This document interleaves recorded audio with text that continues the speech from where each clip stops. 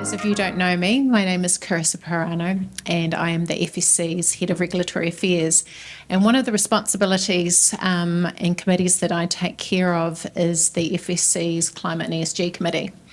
And over the last year, in an increasing amount, there's more and more demand from our members to hear and learn about what's going on globally.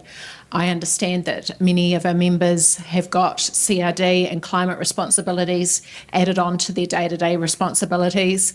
And when there's a wealth of information, not only in New Zealand, but also internationally, it's quite a challenge.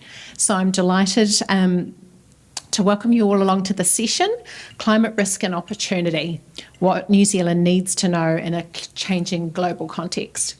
I'm delighted to be joined by Dr. Amelia Sharman, who is the Director of Sustainability Reporting at the External Reporting Board. And online, we have two fabulous international panellists as well. Mathew Nelson, who is the Chief Sustainability Officer at EY Oceania, and Vicky Cheng, Head of Government and Regulatory Affairs, Bloomberg. Welcome.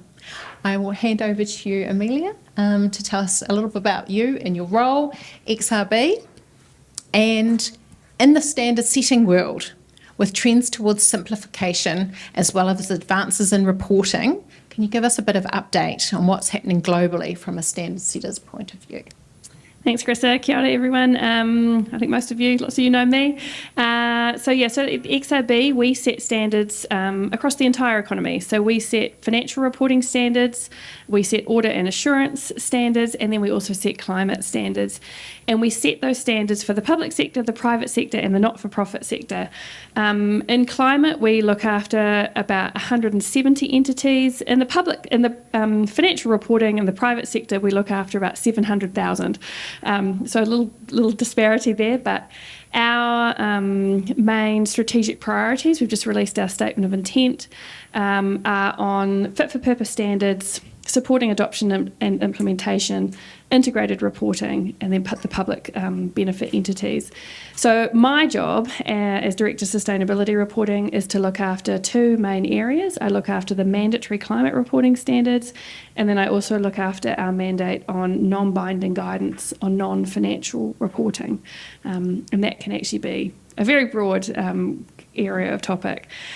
So what I really want to talk to you today, I've got one slide. I was talking to Carissa earlier. She said, what everyone actually really would like is more regulatory certainty. And I would really like to be able to say that there's a lot of certainty in international standard setting in this space, but it is definitely not the case. So what I thought I'd do is just cover a little bit about where we've come from and, where we are now. What are some of the very most recent developments, literally things hot off the press this week. We started, this starts in 2015 with the Paris Agreement. I'm talking specifically about climate here, but some of you will know Global Reporting Initiative, GRI reporting, that was around the turn of the century. There was a lot of predecessor work that went into that. But we had, the TCFD, that's the godfather of the climate reporting regimes globally. We had GRI put out their climate reporting standard. We issued our climate standards, Aotearoa New Zealand climate standards, in the end of 2022. We got a mandate extension in law to issue those in 2021. But then we rapidly saw the introduction of the International Accounting Standards Setter. That's the IFRS, the International Accounting Standards Board, and then the development of what they've termed as the International Sustainability Standards Board. We have EFRAG, which is the European reporting standards setter. They're in charge of the European Sustainability Reporting Standards. And then we've got China. China announced that they are issuing what they're calling the Chinese Sustainability Disclosure Standards, a full suite of reporting standards by 2030, with climate coming out in 2027. We have the Sustainability Standards Board of Japan adopting ISSB standards. We have Australia making the decision to adopt ISSB standards.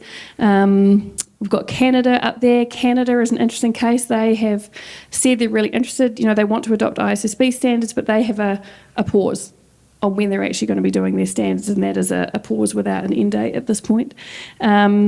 We've got the UK consulting on using the ISSB standards.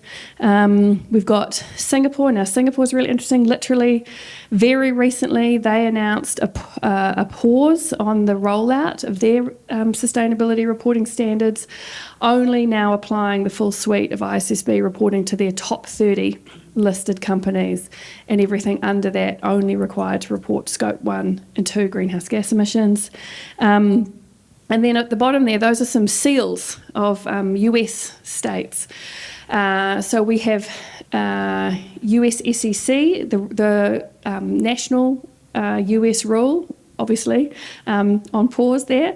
But the states are moving forward. So we have states like New York, Illinois, etc. And literally this week, I got an email from someone working with the California Air Resources Board, which is their regulator, that the legal cases in California have been dismissed and reporting will begin 1 January 2026 in California for covered entities. And then, as I'm sure lots of you know, Europe is doing a whole lot of different stuff. Their omnibus, reading a newsletter overnight, talking about that their October deadline for the simplification of, a lot of this, their directives, which then flow down into the reporting standards, is now not likely to meet their October deadline. So I hope all of that gives, and I mean, I've got lots of other numbers, so for example, we have, not on the slide, we have about 37 countries who are either adopting or in processes of considering adopting ISSB standards, the most recent being Nepal. Lots of developing countries very interested in ISSB standards because they see it as a way to attract global capital. And yeah, it's really unclear in Europe where they're going to land on the overall simplification process, but also the specifics of a lot of their disclosure requirements. They have what some of you might know as double materiality. It's where you have to consider not only the impact on you as a company, which is what we have in New Zealand, often called single or financial materiality, but also the impact outwards. What impact are you having on the rest of the world from your actions? And so their alignment with the ISSB standards, there's a lot of discussion about, are they moving further away or closer aligned as a result of this simplification process? So unfortunately, I can't give that regulatory certainty around standard setting in this area because it just is moving so fast internationally, literally week by week, what is happening in this space. Our overall strategy at the XRB is internationally aligned, locally relevant.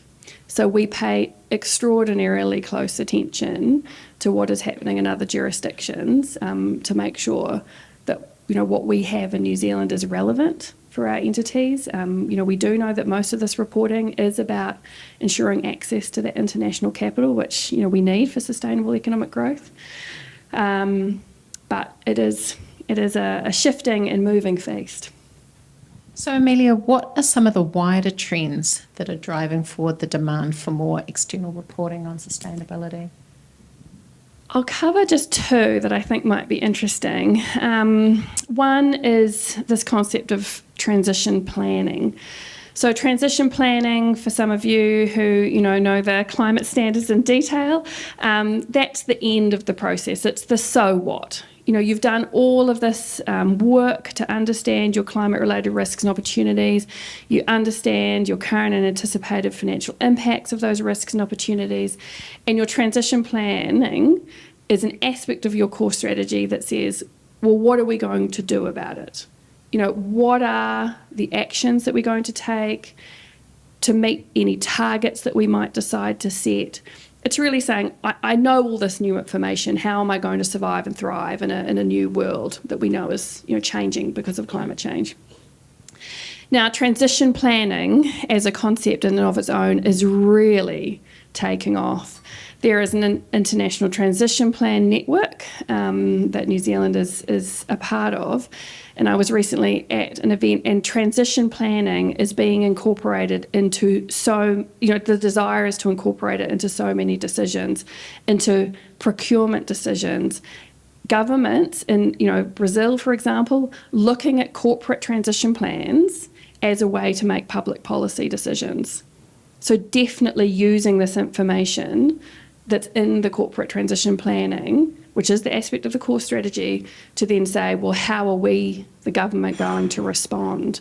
At the moment, that's not how the New Zealand regime is designed. Transition planning is not designed to be an input into public policy decision making.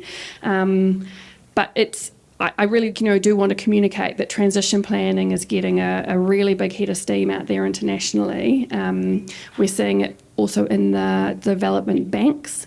It's often not called transition planning, depending on the jurisdiction or the context, but that kind of so what are you doing based on the disclosure element is really strong. And then the other thing I also want to point out is the link using resilience into disaster risk and reduction. So the disaster risk and reduction framework is the Sendai framework. There's a Paris Agreement for climate. There's the Sendai framework for disaster risk and reduction.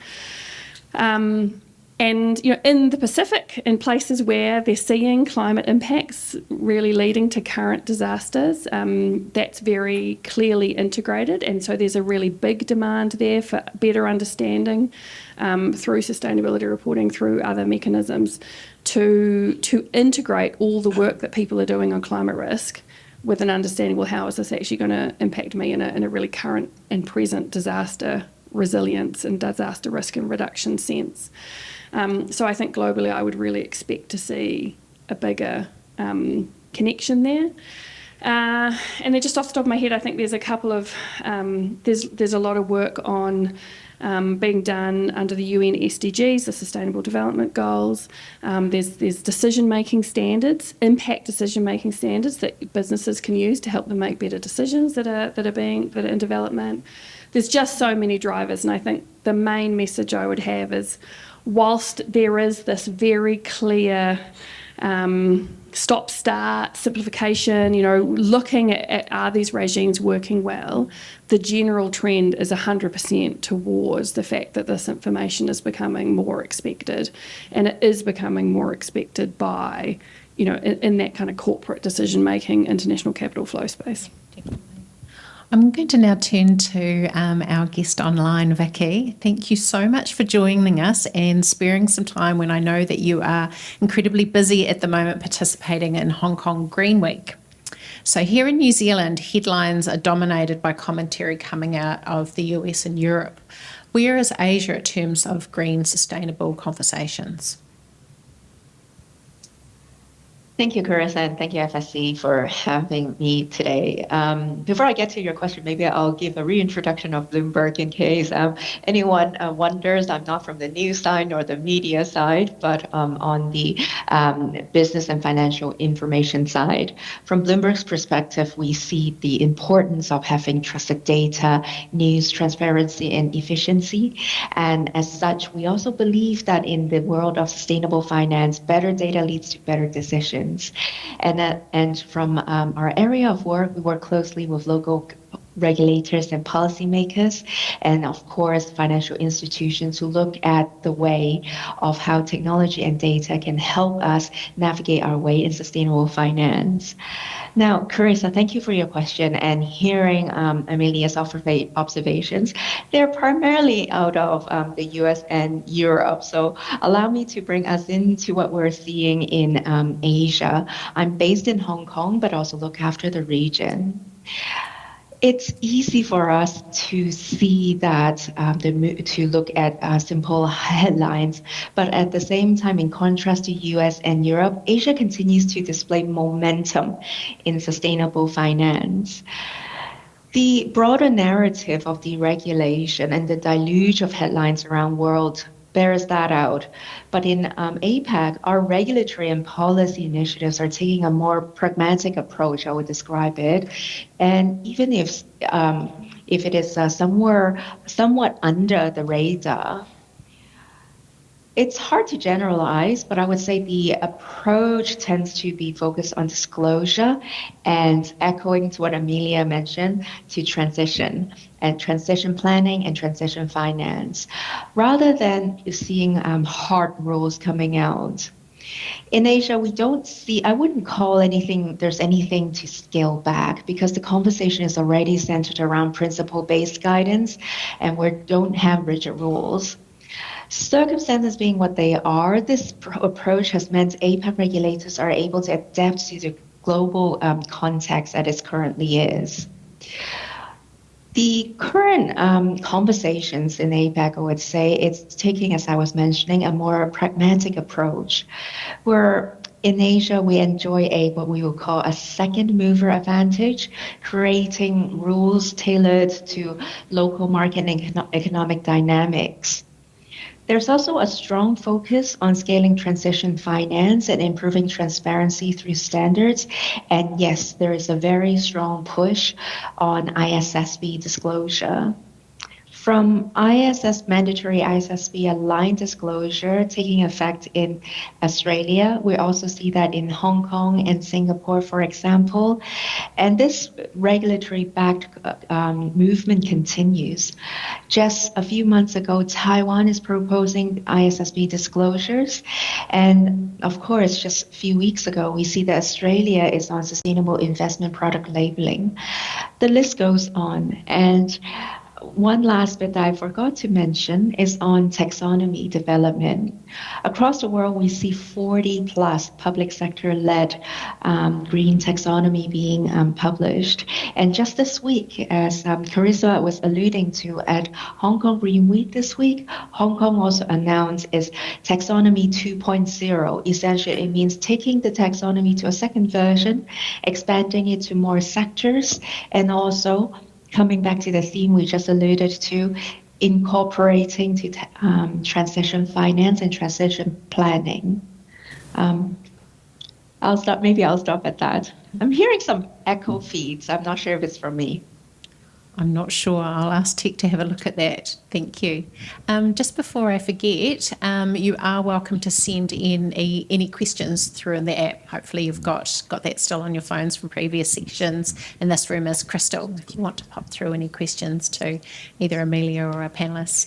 Mathew, welcome. Mathew from EY in Australia and based in Sydney. Thank you for joining us. Can you, start off telling us a little bit about your practice and your role? Yeah, sure. So, as you mentioned, I'm based here in Australia, but and I've been a partner at EY for a long time, over 20 years in the sustainability space. So, Amelia, I've been part of a lot of that discussion that you just had around those journeys of the emergence and starting and then coming back on all sorts of different reporting standards that we've seen over that 20-year period. I actually also sit on the Australian Accounting Standards Board, which has the responsibility for setting the sustainability standards here in Australia. And as mentioned, we here in Australia also have a mandated the S2, so the second of the IFRS standards, which is the climate-related disclosures.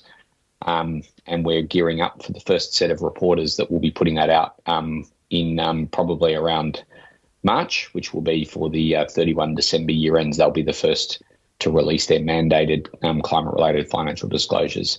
So I'm very heavily involved, I guess, in the context of the delivery here in Australia, but also previously led our climate change and sustainability services team globally. So have been very much across the developments that we've seen in the Americas, in Europe, and again here in Asia that you've discussed. What are you seeing from clients as far as business action, the needs and demands in response to the introduction of the mandatory climate reporting? Yeah, it's a good question, because I think a lot of people would say that, you get distracted on reporting, which stops you actually taking action, which is one of the things that we hear a lot about. But what we've actually started to see here in Australia is Australia is a very compliance-driven culture for a business culture, so they do really focus on ensuring that they do comply. So they have taken the implementation of these mandated reporting standards very seriously. And there's been a whole bunch of things that have triggered as a result of knowing that these standards were coming in, particularly around the identification of risks and opportunities associated with climate, better understanding the potential financial effects of those risks and opportunities, and then subsequently, I think, spending a bit more time understanding what it means to their organisations and what is their view of the world. What do they think is actually going to happen as it relates to climate, and therefore starting to embed that into business processes. So that's exactly what we would hope that this reporting would actually trigger. And we are actually starting to see that in businesses here in Australia, which I think has been fantastic. I think we got a little bit of that when the TCFD was released, but I think we would all acknowledge, particularly the FSC and your members over there in New Zealand would acknowledge that voluntary standards and mandatory standards are viewed very differently within organisations. And so I think the trend here in Australia has been around what is this going to look like when we actually put out these mandated reports? How are we going to stack up against the others in our sector? And what does it mean to investors and how they're actually going to view our risks, opportunities, and, Amelia, as you mentioned, the transition plans that they've put in place to actually manage those risks. So I'm very hopeful that we get through this current period of pain where there's a new standards coming out, there's new mandated standards going around the world, that what we actually will see coming out of that is a little bit more consistency in what businesses are reporting on, that investors then subsequently start to use that information, and then eventually we'll all get everybody on board. And look, the reality is that the same thing happened with financial reporting standards. We used to have a huge diaspora of different countries around the world using different standards, and then over time it kind of came together and we got more and more consistency, and then eventually we adopted IFRS pretty much everywhere around the world. So I'm very hopeful, maybe optimistic, some might call naive, to think that that's where we'll get to on sustainability as well. I'm going to jump off plan a little bit and ask you, Amelia, are you hearing feedback in relation to the Australian standards, intentions, desire to move slightly more that way, duplications, any of those type of issues coming through? Yeah, good question. So we always thought that we would do what we call a post-implementation review of the climate reporting, and we thought we would begin that in December this year, but we began that a little early, and we did a consultation on the international alignment of climate reporting. So really asking, well, all the stuff is happening so fast, how important is it? What's happening in other jurisdictions? And we heard three really strong messages. First one, international alignment is really important, and what is most important is Australia and the IFRS standard, because that is seen to be the one that is coming through. So that trans-Tasman focus is really, really important for us. We have to think about how the Australian regime has been implemented. You know, they cover, for example, private sector companies, which we don't cover, public sector entities, which again we don't cover, and you know, we spend a lot of time. We recently hosted the vice chair of the International Sustainability Standards Board in New Zealand. I'm about to go and have lots of meetings with their team. We spend a lot of time thinking about how are the international standards fit for purpose for the entities, because we in New Zealand, it's the government who decides who reports, and we decide the what.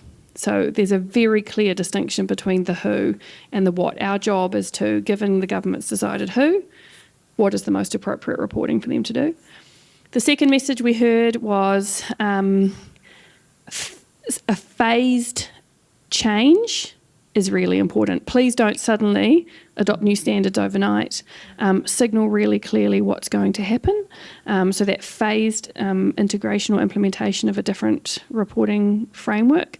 So we are also paying really close attention to how the reporting is going in Australia. We are very pleased that we're going to be able to soon see some reporting against AASB S2, which is basically the same as IFRS S2, because it's one thing to compare the requirements, it's another thing to compare the actual reporting.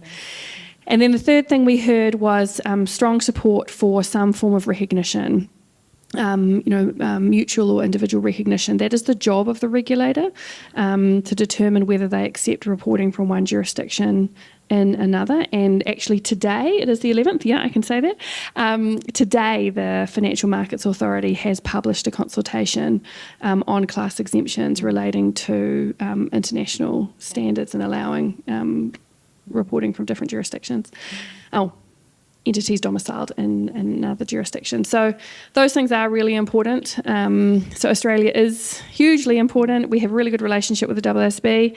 Mathew sits on the Sustainability Reporting Board in New Zealand. We have cross-representation on all the reporting boards, the audit assurance, accounting, sustainability, and then the higher level strategic boards. And we absolutely are very conscious that there is a significant capital flow between the countries that we need to be aware of. Mathew, I'll jump back to you. EY has released a fascinating geopolitical risk paper earlier in the year, drawing on some of the insights. What impacts do you see the global context having on the evolution of reporting? I think not surprising to anyone in this discussion is that there are heightened geopolitical risks around the world right at the moment, and that is impacting the way governments are responding to the challenges of, I'll say sustainability and climate as a very broad topic, whether you use the word sustainability or ESG or whatever term you use, but there's no question that governments responding to geopolitical risk are actually therefore, that's flowing through to decisions that are made in the context of sustainability and climate, which then flows on to potentially regulation and mandates that you start to see on disclosures. In practice, and so in actual real reality in terms of what large corporates in particular have been disclosing and reporting on, we haven't really seen a huge change, to be honest. We haven't seen a lot of organisations suddenly in the US turning around saying we're no longer going to do sustainability reports, or we're no longer report on our climate-related risks and opportunities, largely because most large corporates have acknowledged the fact that they themselves have climate-related risks and opportunities, that they're real. It doesn't really matter who the government is. The risks are there and the risks need to be responded to.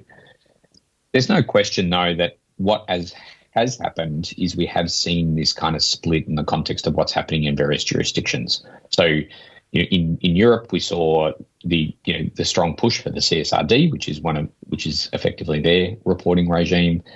That Europe pushed pretty strongly ahead with that. They have reconsidered some of the companies that are required to report under that regime, and there's still a little bit to go a little bit of water to go under the bridge before that's all finally bedded down in Europe.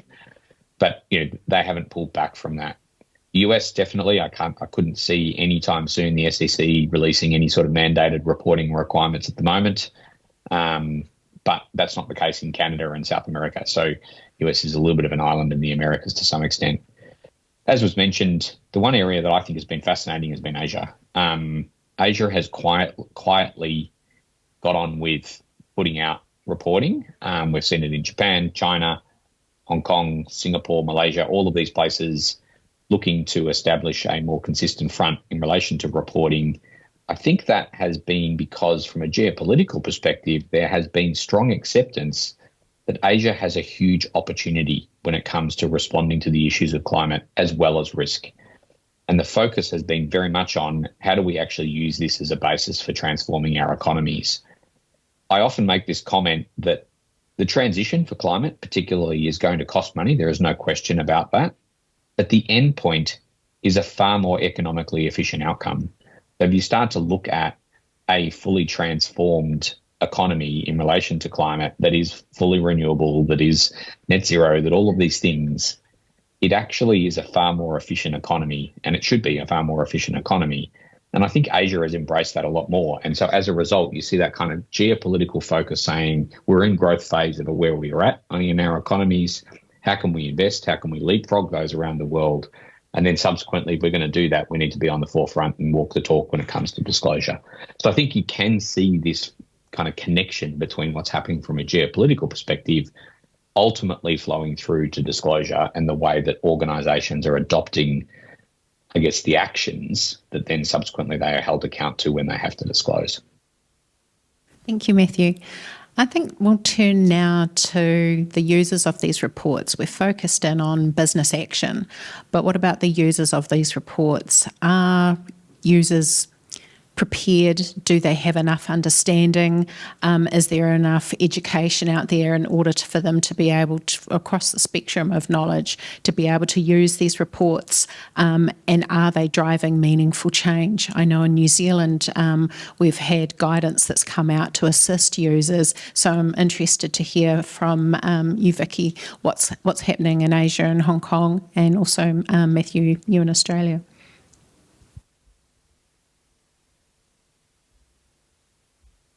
Why don't you go first, Vicky?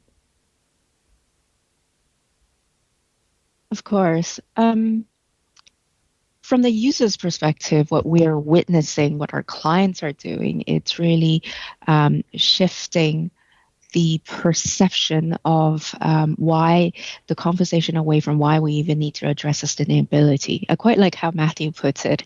The benefits that the businesses are seeing with disclosures is coming closer to the boardrooms. As ISSB and the conversation in preparing for disclosure requires top-down decision making, it's also moving, the perception of sustainability has significantly changed. It's no longer a good to have or special exercise, or more importantly so, and we have to admit that, witnessing the pain that people having to report have, the cost center. It's swiftly moved from the cost center to opportunity and as a potential driver for revenue profits. And there's a strong momentum as well of public-private collaboration. Having the ISFC standards being there as a guiding force or central perspective of what needs to be done is actually opening up for institutions to focus how they disclose, and also not having to second guess the what ifs as well. So this is becoming more of from a pragmatic approach to really practical next steps that we're also seeing. And we're also seeing, because of disclosure, there's also the interlinkages back to financial materiality. It's entering into an era whereby now that there is ISFC disclosure available, what to do with the data, how to make meaning of it. This means looking at how sustainability can enhance the company's fundamentals, and added on the pressure of acknowledging how this can improve or make changes in the financial performance. So it has, I would say, moved beyond ideological compliance exercise, but to a P&L conversation as well. That's what we've seen disclosure have done to corporations. Far from it, it's still a process, but I think it's moving towards the direction. Thank you, Vicky. Mathew? I'm probably a bit harsher than you, Vicky. I think the users and the investors of these reports are not well prepared for looking at the information and doing something with it. I think what we hope from these reports is that users, i.e. investors, and it is important to recognise that the IFRS Foundation, I think that there will be a whole bunch of other users for these reports, if I'm honest, but the IFRS Foundation is constructed to be specifically for investors.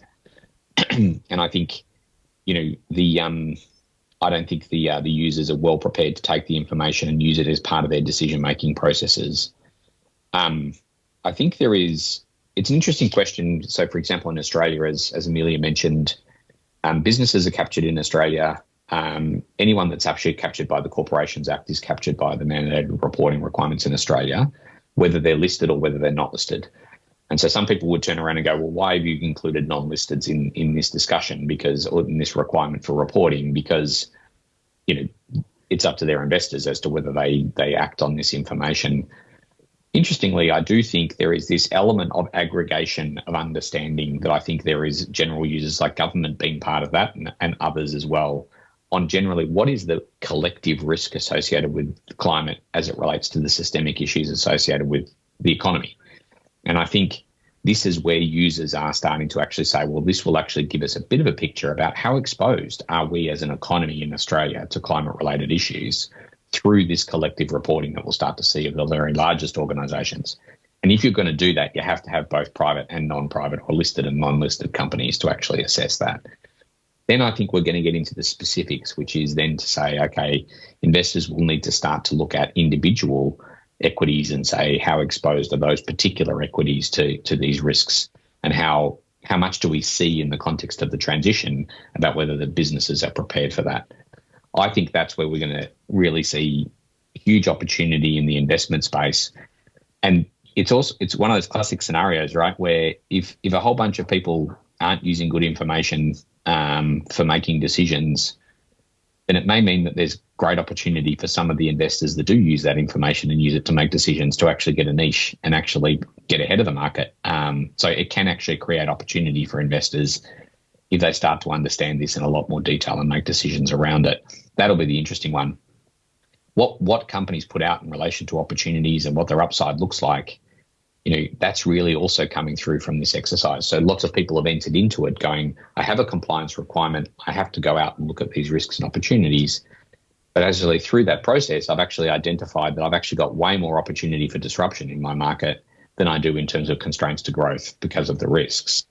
That type of thing, hopefully investors will start to pick up on as well, and then reward those businesses that have strong transition plans and have managed this risk in an appropriate way and have good opportunities to take advantage of the transition, because there is lots of dollars that goes into the transition, that's for sure. Trillions and trillions of dollars will go into the transition, and investors should be attuned to that.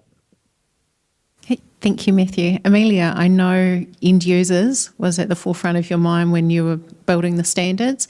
Do you think that you hit the mark? Do you think that there's more things out there that are needed? Do you think there needs to be tweaking to the standards? What kind of messages have you heard?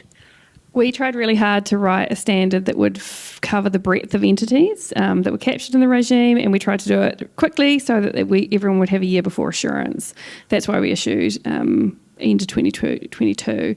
But I think, I was lucky enough to be at the Public Service Awards recently, and the winner of the Prime Minister's Prize for Outcomes spoke, and they said they're actually the MB building team, who are letting us all build granny flats in our back gardens, and they were saying that the key was actually rolling out changes to the regime while they're building the regime, and so that's really what we have also been trying to do, is respond really clearly to when changes are needed. So as some of you will know, we have a consultation out at the moment extending some of the adoption provisions on Scope 3 greenhouse gas reporting and assurance, and on anticipated financial impacts.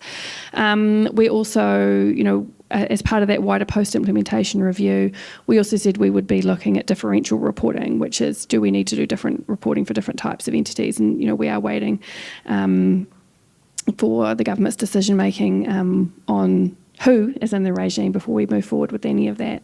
But yeah, I think everyone globally is doing changes. I said, Europe is changing. The IFRS are already, consulting on changes to their standards.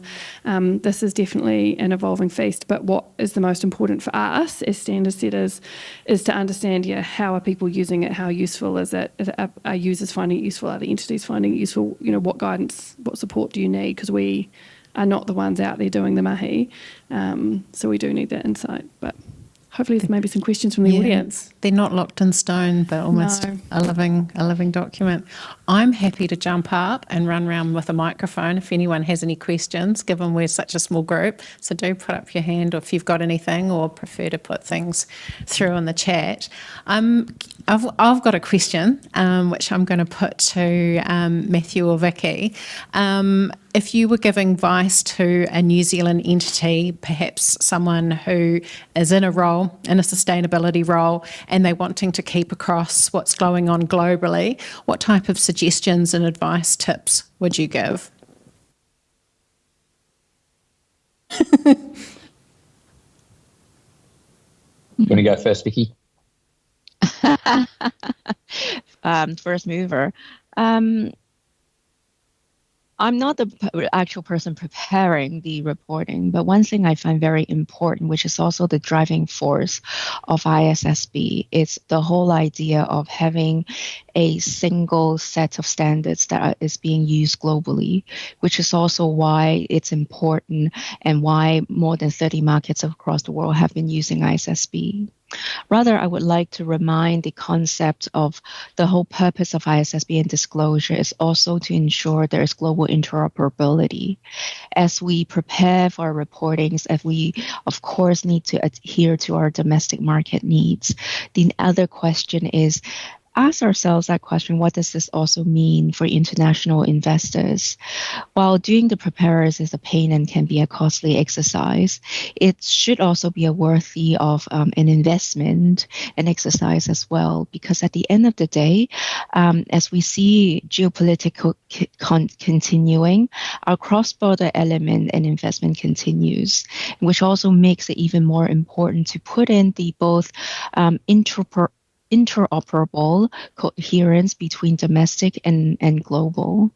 Mathew, maybe you will be able to fill in more in-depth or practical recommendations, but international play and global, local play and international play interlink would be what I would really remind us.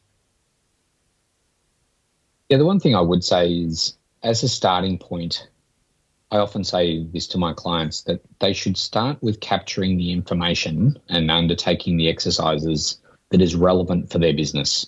So understand your climate-related risks and opportunities for your business. Understand your business planning processes, build your model that tells you what you think is going to happen in the world, do your scenario analysis, do all of these things based on what's important to you as a business. Then you look at you capture all of that information. It's almost like a kind of data warehouse of information that you have. Then you look at what the specific standard requirements are as the back end in the context of then pulling out the information that you need in the different forms based on the different requirements. Now, yes, you need a little bit of an understanding about what you need going into that exercise, but I keep reminding clients that you should be capturing this information for the purposes of running your business, not for the purposes of specifically doing disclosures and meeting compliance requirements. And I think if you do that, it just does make it a bit easier to understand what it is that you're capturing for the purposes of decision-making versus those additional things that you might have to be capturing for particular compliance requirements or particular requests from investors and analysts, which unfortunately we still get. So I think the starting point is really understand what is the information, what's the data, what's the information, what's the knowledge that you have as a business that you need in order to make the right decisions. And that's the core. That's the kind of your central core of information. Then look at all of the requirements in different geographies in which you're operating and say, okay, what can I extract from that? What can I use? And then what do I need to add in order to meet those compliance requirements? The other thing I would say, and obviously I'm creating to some extent work for myself, but tap into your consulting people that you work with, tap into your auditors, tap into your lawyers. They have so much information out there that you can actually tap into in a form that is a little bit more digestible than trying to read through an entire piece of legislation and so on. So go and ask them for information and make sure that they're providing it to you, because I do think that that's a good place to start for sure. Cool. We have some questions through.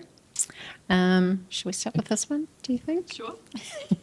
I'll put this to Vicky first. What level of interest are you seeing on the part of international investors in the reports that are being generated by entities, whether voluntary or mandatory? Can you repeat that? So are we interested in voluntary or mandatory is the question? What level of interest are you seeing on the part of international investors in the reports that are being generated by reporting entities? Based upon the questions that we get asked from because of needing the need for the data, I think there is definitely a strong pull of interest internationally, because going back to why these reports are available, it's because it's for use. To begin with, these reports or data points are useful, not necessarily just to look at how a company is doing good or doing well. I would also remind us that there's also an importance of doing risk assessment and stress testing before using any of such exercises.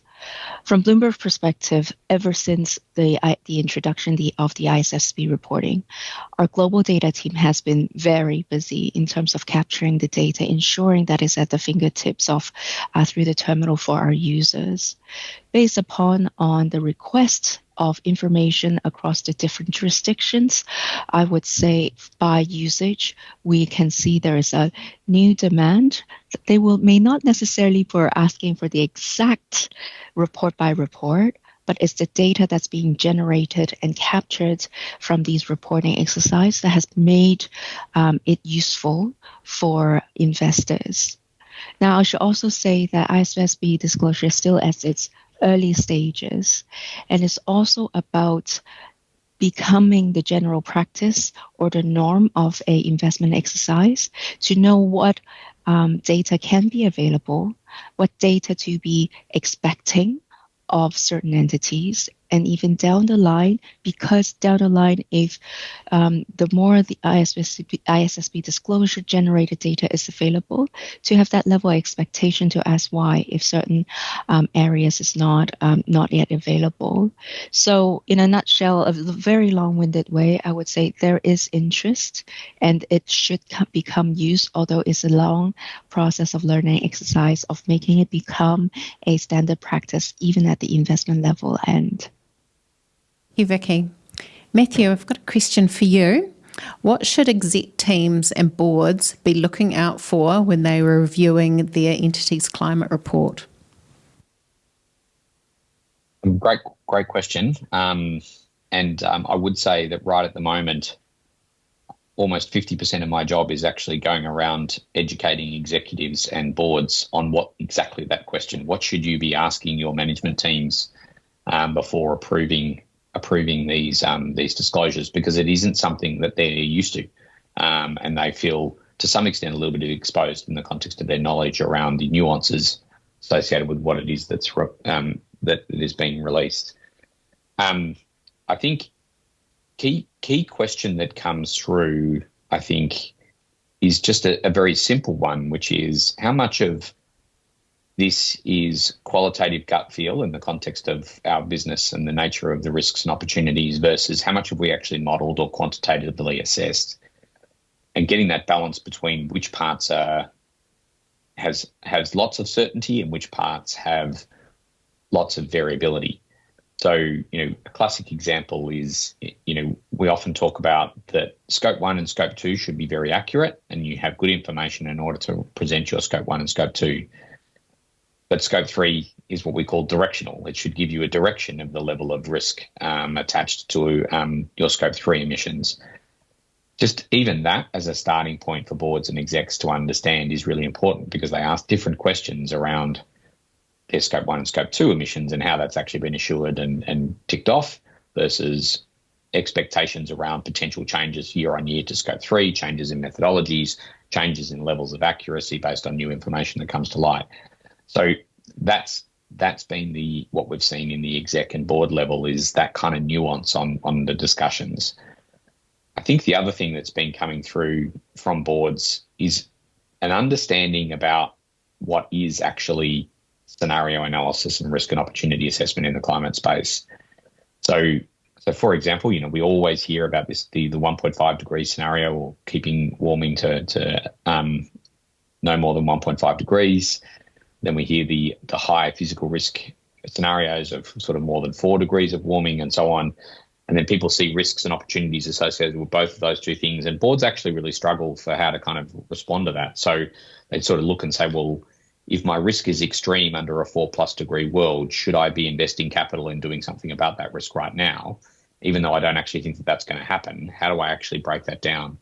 So the one thing that we have seen is execs and boards now starting to go, no, I want a model that tells me that I can work towards, that actually allows me to do my business planning, set my capital allocations, and actually start to make decisions around And then I'll see indicators of whether I'm moving to one of those other scenarios. But what is the picture of the world in which I wish to use for the basis of my decisions? Boards increasingly are asking management to say, what is that picture? Show me that. I want to see it. And what have you based that on? What's the information that you've used to come up with that version of the truth?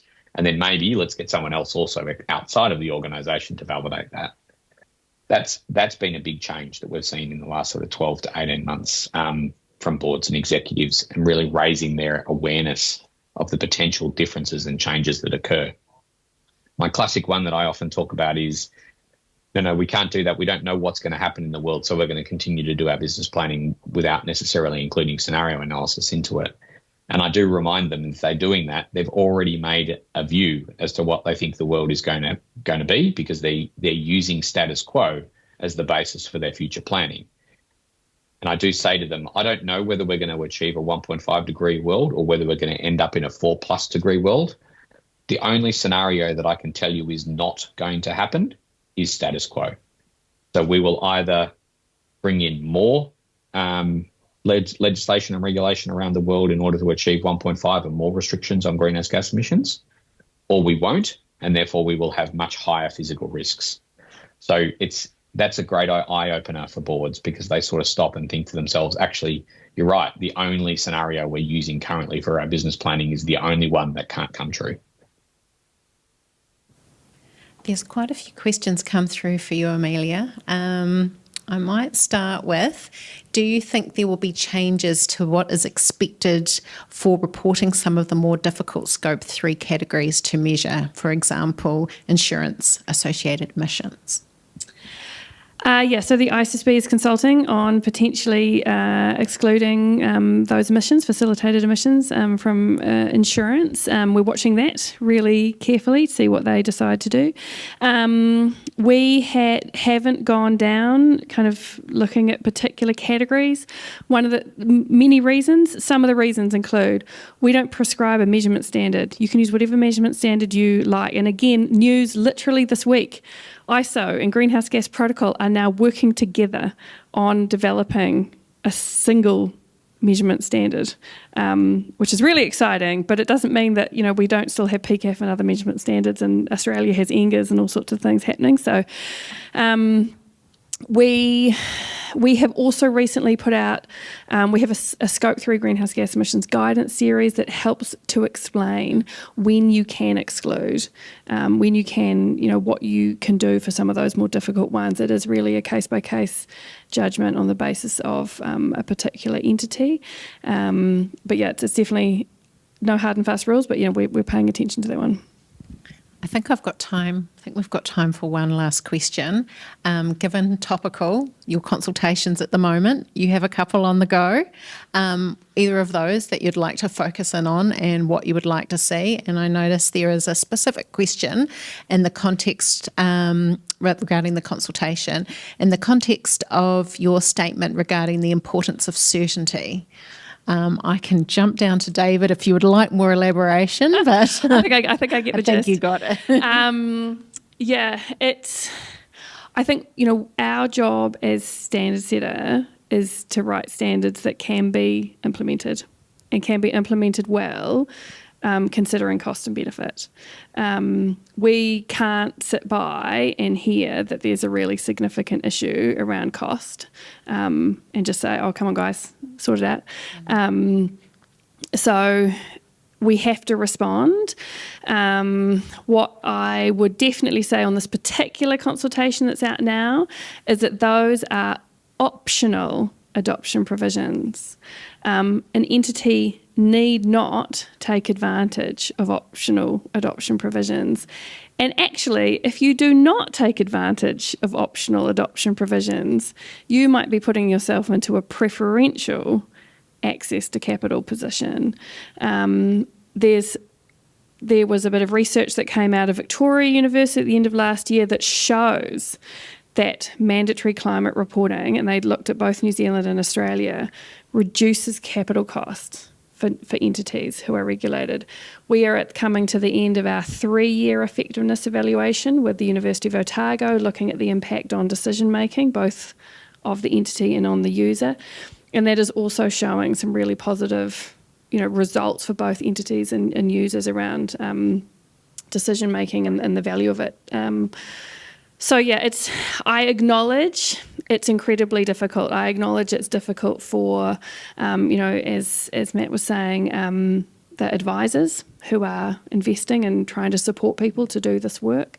As always, our main message is when, if we have an adoption provision extension, please don't use that time to do nothing. Please use the time to think about it. We're not doing it. We are also, consulting on these adoption provisions in the context of international changes, anticipated financial impacts. We have Europe potentially, saying that quantification of anticipated financial impacts will never be needed. We know also that we want to be putting out and giving more time for the implementation of guidance. So it's a difficult. I really acknowledge that regulatory certainty. I've been working in government for a long time, and I know regulatory certainty is the number one goal. But yeah, we're doing our best to provide flexibility whilst, providing as clear a signal as we can that these things are still going to happen at some point. Thank you. I think that's about all we have time for today. The FSC is responding to your consultation, and I can say that on your survey you're going to get additional information than just the survey, because we can. If you are part of the FSC Climate and ESG community, look forward to you connecting in and providing me feedback on that. A huge thank you, given we have a difference in time, to Vicky and Mathew joining us from Hong Kong and Sydney. Greatly appreciated, and your insights, wisdom, expertise and knowledge has been greatly appreciated by, I'm sure, everyone in the room. Thank you so much, Amelia, also for coming up from Wellington. Enjoy the rest of your conference and have a wonderful afternoon. Thanks, everyone. Thanks, everyone. Bye.